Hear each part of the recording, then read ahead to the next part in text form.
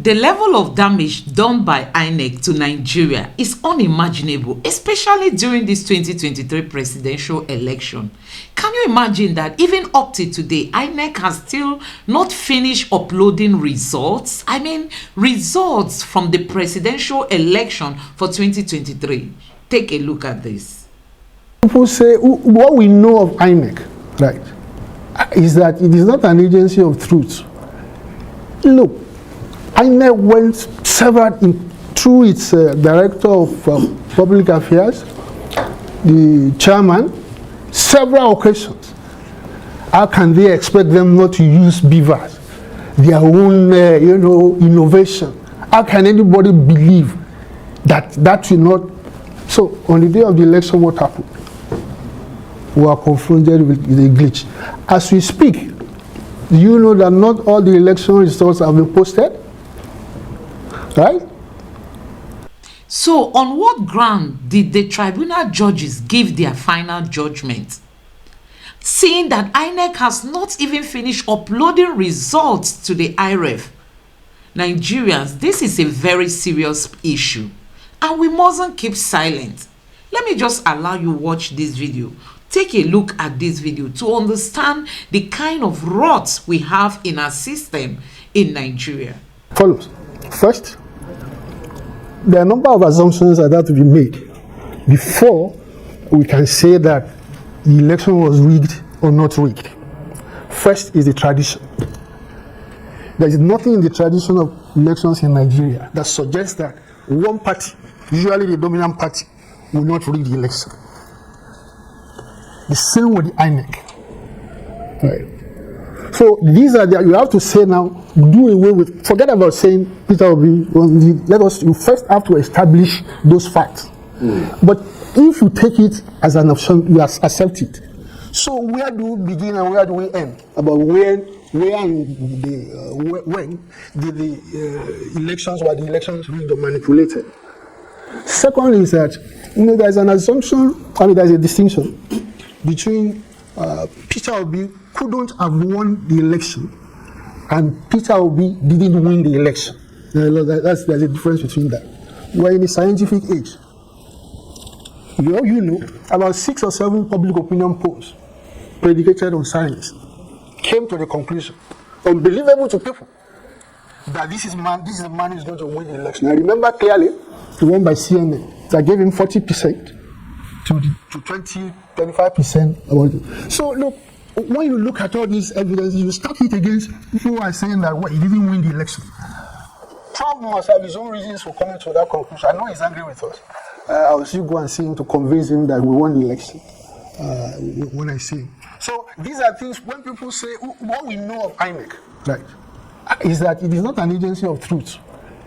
Look, Inec went through its director of public affairs, the chairman, several occasions. How can they expect them not to use beavers, their own, innovation? How can anybody believe that that will not? So on the day of the election, what happened? We are confronted with a glitch. As we speak, do you know that not all the election results have been posted? Right? And of course, you see, there are a number of things that are bundled up with this election. Some of them, neither here nor there. The qualification or disqualification of the APC candidate. Now, there are about 10 grounds, right, that the petitioners filed on which the election of President Tinubu can be overturned. About 10. The judges found themselves in a situation in which you have to nullify all those grounds. Because if one of it stands, that is the end of the election. It is counterintuitive for 10 grounds of election petition to be dismissed like that. One of them, the judge said, intention. He said it was not the intention of the vice president to be nominated as running mate. So that is the argument against the fact that it was a double nomination. Right? Look, people who are familiar with law, something like that, let's even accept that the question of motive comes in. Okay, he didn't mean to do so. In the cases of murder, right, they can accept it. But what they then do is that they will reduce the penalty from murder in the first to manslaughter, right? My predecessor was also in a similar situation. The judge said, no, this man is innocent or unaware that things that he was doing was illegal, that he didn't know. So he reduced the sentence of the barrister and gave him the option of fine, which he did. So from whichever angle you look at this, what we're talking about, and in Nigeria, look, you read, we are according to your capacity. There's no Nigerian political actor, right, who has the capacity to influence or manipulate elections, right? That wouldn't do so. Right. But you see, the problem of Nigeria is a systemic crisis, right? You see, the presidency has become a monster, that has captured and destroyed almost any sense of nobility about succession, political succession in Nigeria. The fight to get to be the president takes no prisoners. Sorry, the president himself, when he was a candidate, gave voice to it, at the thing, what he said at Chatham House. Power is not served a la carte. You have to snatch it, grab it, and run away with it. Right. So let me finish. All that hasn't got anything to do with what actually happens. For example, the judges who ostensibly remove sentiment. I'm not talking sentiment. I know, but remove sentiment from, the purely legal. You said that there's no way that 10 counts could be without merit in all circumstances. But let me leave that for example. No, and I mentioned one. That they themselves... Yeah. No, it's good to establish the fact. The judge said the only exculpation was that he said he doesn't have the intention to do so. If you commit murder today, you can be excluded by that precedent. You made that point previously. So we all know. Let's return to Professor Soyinka. I think it was Chimamanda Adichie who said that he's not usually given to restraint in his use of language, and perhaps that's where words like fascist and lies and deceit come from. But you said that you would go and see him again to convince him. Yeah. He's saying that he has an election monitoring organization, and that incontrovertibly, Peter Obi came third, and that is commendable in the circumstances. That would be the only monitor, the exception to the rule. That was contrary to what all the observer missions, the conclusion they reached. None of them went near saying that kind of categorical assertion. And I'm sure we didn't read about it. I didn't see it. It was not public. Did you see it? You mean what was not public? The evidence that Prof was relying on. Did you see it?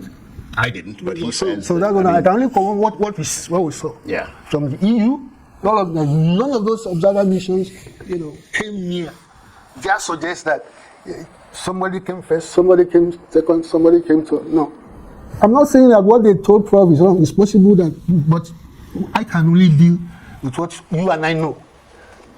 Right. I didn't even know that there was such another observer mission. The ones that we know, we've read their reports. Well, he said he monitored the elections, and people see him as a man of integrity, yes, and therefore they don't doubt what he's saying. But do you think that many people still feel deeply cheated by Inec, or have people simply moved on, given the reality of a new president who's simply getting on with the job?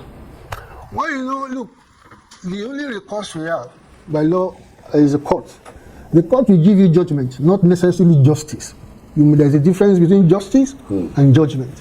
So whatever the judgment is, we have really no choice other than to abide by it. I don't believe we got justice from the tribunal.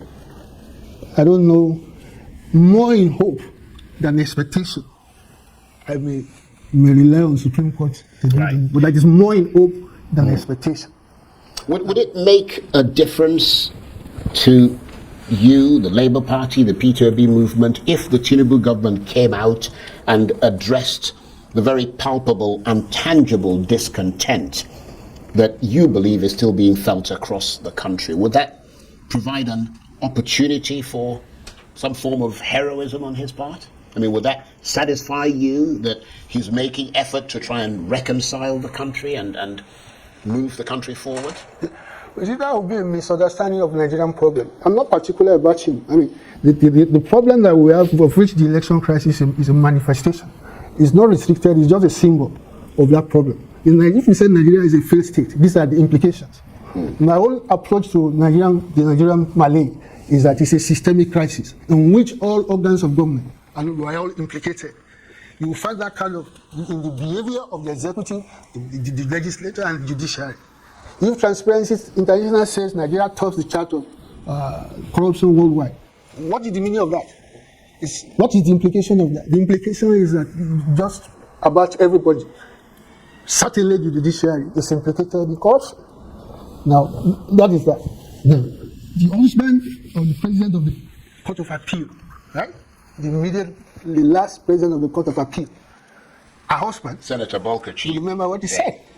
More or less said openly that he got his wife to manipulate elections in favor of his colleagues. Now, so if the president of the Court of Appeal was that implicated, what will you think of that judiciary? I've said it before. You see this unmerited righteous indignation. What we all knew at the level of theory, we were being told this is the reality. Even the president himself, he alluded to it. He said you don't expect your justices to live in squalor and not be corrupt. It's an explanation. That is what he said. So this is not the only thing. Look, it's impossible. It's almost impossible to isolate any organ of government, judiciary, for remedial action. No, you cannot have a crooked executive parliament and have a saint and have a judiciary of whatever you want to call it. So this is what, and as I look, we started with the presidency. Right? Now, if you want to start somewhere to address the problem of Nigeria, you begin in that place. That place in the constitution, they are really, deep thinking and recommended for federalism, right? In which power is massively decentralized to the regions at that time. So that you don't have this kind of lopsided, because in the first place, the adoption of federalism is quote unquote referred to as tragedy or suboptimal. So guys, we all know that Inec owes the Nigerian people an apology. I mean, a very serious apology because of what they did during this last presidential election. How dare Inec tell Nigerians that they will be transmitting electronically, and all of a sudden they changed their minds and never told Nigerians why they decided to change their minds. At the end of the day, they came out to say they had a glitch. And up to today, we are waiting for Inec to explain to us what that glitch was all about. Inec does not want to boldly come out to tell Nigerians because they know whatever they say, Amazon Web Services will want to check to confirm. So Inec is somehow afraid to come out to tell Nigerians what happened during the election, and that is what has kept us, where we are today. Inec is the reason why so many petitions are at the tribunal. The money that we would have used to fix our country and focus on leadership and how to, handle some of the challenges Nigeria is into today